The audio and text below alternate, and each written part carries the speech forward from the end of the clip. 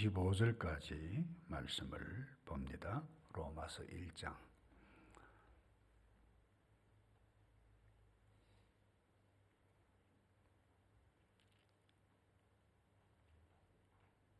18절입니다. 하나님의 진노가 불의로 진리를 막는 사람들의 모든 경건하지 않음과 불의에 대하여 하늘로부터 나타나나니 이는 하나님을 알만한 것이 그들 속에 보임이라. 하나님께서 이를 그들에게 보이셨느니라. 창세로부터 그의 보이지 아니하는 것들 곧 그의 영원한 능력과 신성이 그가 만드신 만물에 분명히 보여 알려졌나니 그러므로 그들이 핑계하지 못할지니라.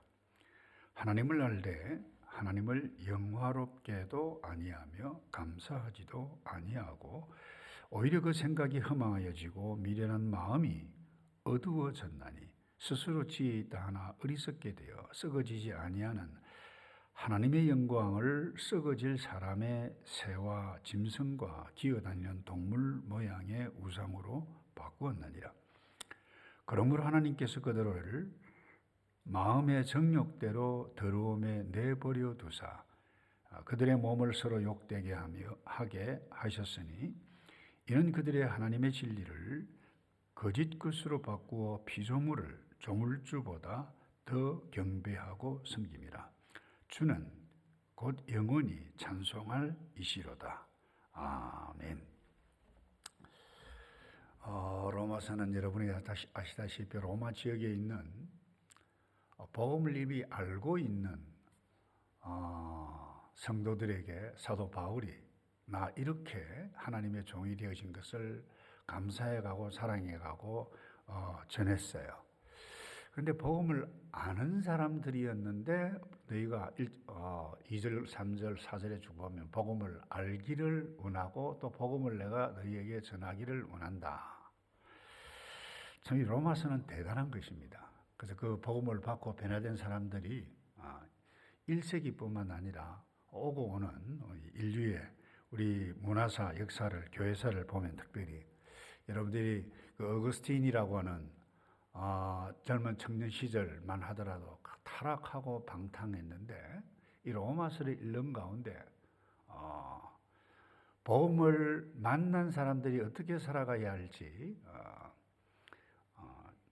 8장 이후에 쭉 살면서 술 취하지 말라, 방탕하지 말라라고 그야말로 돌직구로 메시지로 쓴 말씀 때문에 그야말로 변화를 받고 귀한 우리 인물로 쓰임받게 되어졌을 뿐만 아니라 특별히 마틴 루터 로마서 1장을 연구하고 독일어로 번역을 하면서 오직 의인은 믿음으로 말미암아 그 당시 중세기 그야말로 사람의 선행을 강조하고 경건을 선행, 경건 잘못됐다는 것이 아닙니다. 그 지나치게 강조하다 보니까 잘못된 모습으로 교회를 이끌어가는 그 모습을 보면서 그렇다. 구원은 믿음으로 복음으로 말미암아 되어진 것이다.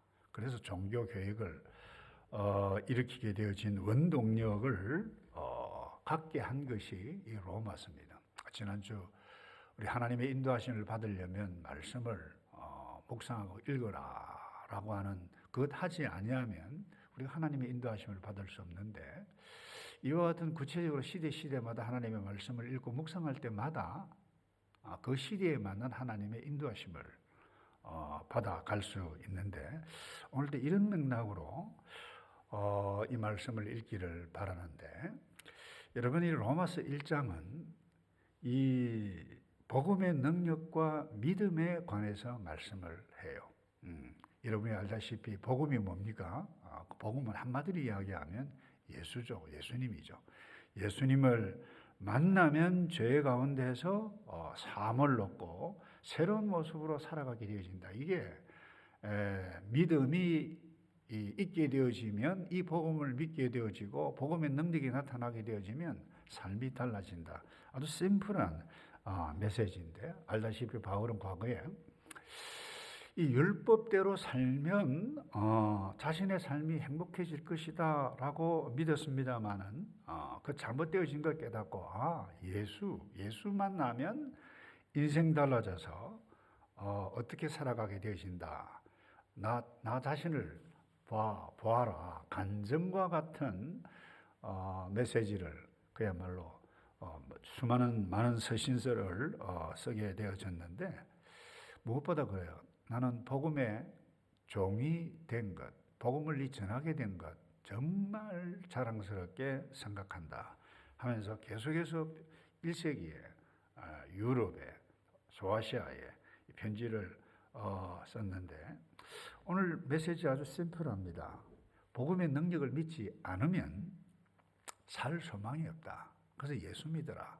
이거다 위해서 내가 복음을 전한다. 그게 1장에 나타나는데 그러면서 이 복음이 없는 예수가 없는 인간의 현실이 어떠한지 그것 설명해 가고 있는 것이 오늘 읽었던 이 말씀인데요. 그 19절에 보면 이것입니다. 하나님을 알만한 지식이 하나님께서 이미 보여주셨다. 그런데도 하나님을 생각지도 아니하고 하나님을 영화롭게도 하지 않는다. 다시 말해서 하나님을 알만한 지식을 우리 속에 안팎에 온 우주 지연이 우주를 보아라. 하나님을 알만한 지식을 눈으로 보기도 하고 우리 가운데 양심과 지식을 깨닫게 해주시는 걸 주셨는데 믿지 않는다는 거예요. 그것이 인간의 현실이라는 거죠. 예수 복음 없는 인간의 현실.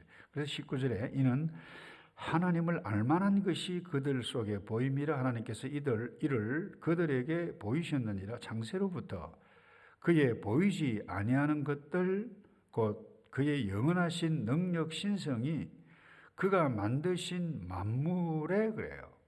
온 우주 지으신 이 창조 세계를 보아라. 그래서 제대로 된 과학자는 하나님을 믿죠.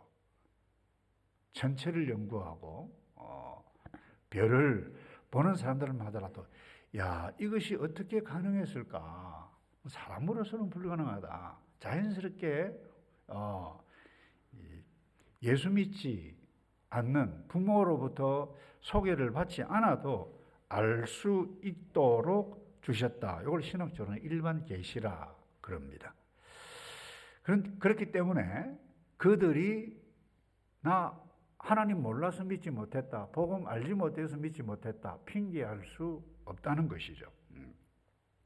하나님을 아는 마음 주셨고 온 우주 만물을 보면 분명하게 알 수 있다는 거예요. 그래서 여러분들이 기억하실지 모르겠습니다만 무신론자 유리 가가린 소련 사람입니다. 세계에서 제일 먼저 우주를 가고 달에 간 사람인데 그럼 뭐예요? 그럼 공산주의자니까 이거 보고 뭐예요? 우주를 가봤는데도 거기에는 하나님이 없더라. 아주 유명한 일하죠. 그런데 여러분 꽃을 보고 하늘을 보고 반짝이는 별을 보게 되어지면 어떻게 이와 같은 세상이 아름다울까? 이와 같은 하나님을 알만한 마음을 이미 주셨다. 그래서 이와 같은 마음을 표현하지 아니하는 것이 뭔가 하면 오늘 조금 적극적으로 표현을 했는데 그게 뭐냐? 하나님의 진노라는 거예요. 하나님의 진노가 임하면 하나님을 알지 못한다. 하나님의 은혜가 임하면 예수를 믿게 된다. 이 이야기예요. 그래서 그 다음에 하나님 없이 살아가는 사람의 모습이 뭐냐? 하나님을 알 수 있는 지식도 있고 하나님을 아는데 결코 하나님을 높이거나 그분을 영화롭게 하지 않는다. 그리고 두 번째, 감사하지 않는다. 또 하나, 진리를 거짓으로 바꾼다는 거예요. 그래서 새, 짐승 이와 같은 모양으로 막 우상을 만들어서 섬기는데 다시 말해 하나님 대신 우상을 바꾸어서 섬긴다는 거예요. 그 다음에 또 하나 오늘 아침에 특별히 우리가 좀 기억해 가야 할 부분이 거기 보면 24절에 보면 사람의 마음의 정욕을 따라 그들의 몸을 욕되게 한다. 이 표현이 이 호모 섹슈얼리티가 이 여기에서 이 단어에서 나오게 되어졌는데 이 동성연애를 하게 되신다는 거예요. 남자 하나, 남자 여자 이렇게 정확하게 분리해서 하나님께서 만드셨는데 그것을 정욕에 따라서 그의 몸을 뭐예요? 욕되게 한다라고 하는 거예요. 다시 말해서 27절에 보면 그들과 같이 남자들도 순리대로 여자 쓰기를 버리고 서로 향하여 음욕이 부릴 듯하며 그 다음 부분에 나오는데 남자와 남자를 더불어 부끄러운 일을 행하며 그들의 그릇 때문에 상당한 보응을 그들 자신이 받았느니라. 왜 이와 같은 일들이 일어나는가? 사람이 자기 하고 싶은 대로 내버려 두게 되어지면 이와 같은 일들이 일어난다는 거예요. 그걸 오늘 사도 바울은 굉장히 좀 적극적인 표현을 했는데 하나님의 진노라고 표현을 했어요. 그러니까 하나님의 진노가 임하면 하나님이 안 믿어져요. 그 하나님의 진노는 자기 마음대로 살도록 그냥 내버려 둠. 이걸 뭐예요? 하나님께서 고의적으로 우리를, 저 인간들을 다 죽여버려야 되겠다. 여러분 신구약 66권을 읽으면서 그와 같은 하나님의 본성 나타나지 않습니다. 하나님은 사랑이세요. 그런데 사도 바울은 이것을 그렇게 표현했어요.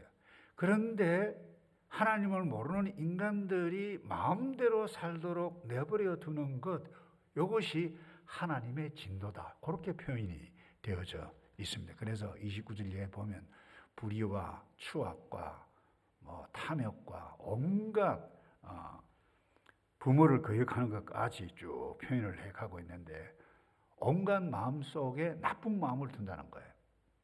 하나님의 진노가 임하면 그래요. 그래서 왜 이와 같은 보기 싫은 것들이 우리 인간 현실 가운데 적나라하게 드러나는가? 오늘 맥락에서 복음 없으면, 예수 없으면 이와 같은 행동을 하게 되신다는 거예요. 그래서 우리가 이 복음을 알고 예수를 알게 되어지면 달라진다는 건데, 이 복음을 한자나 또 헬라어로 하면 기쁜 소식이지만 여기 히브리어로 이 복음을 표현을 하면 바사르라고 하는 단어인데 이게 뭔가 하면 이 복음, 이 예수 복음을 딱 만나게 되면 얼굴을 문지른다라고 하는 표현이 있어요.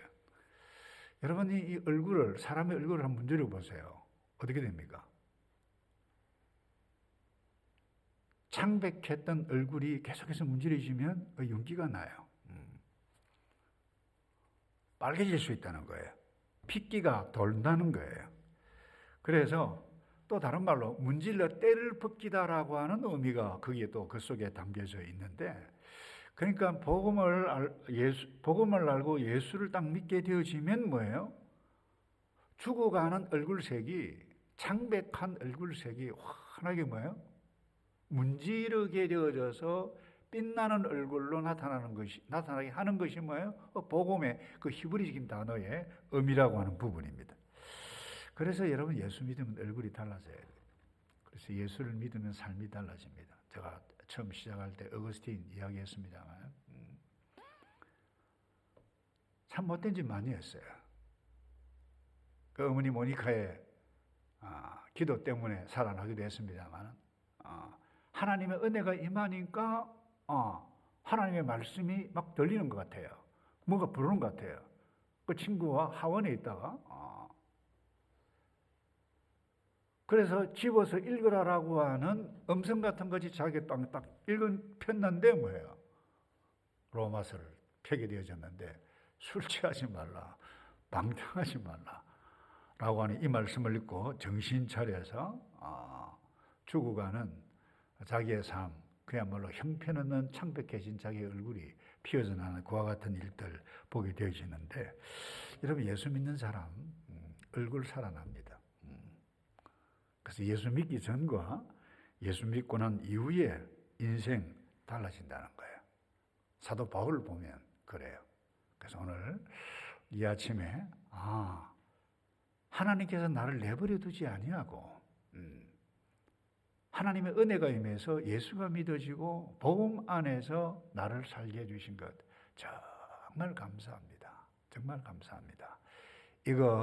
그래서 감사한 마음 이 붙잡고 주님, 내가 하나님을 영화롭게 해가는데 오늘 내가 어떻게 해가야 되겠습니까? 내가 하나님을 욕되게 하는 일들 말들 하지 않도록 도와주십시오. 내가 지금까지 혹시 내 마음대로 살았던 것이 있습니까? 생각하고 고민하고 우리를 살리신 그 주님 감사하며 또 새롭게 날마다 새로워지는 저와 여러분 되기를 주님의 이름으로 축복합니다. 우리 조금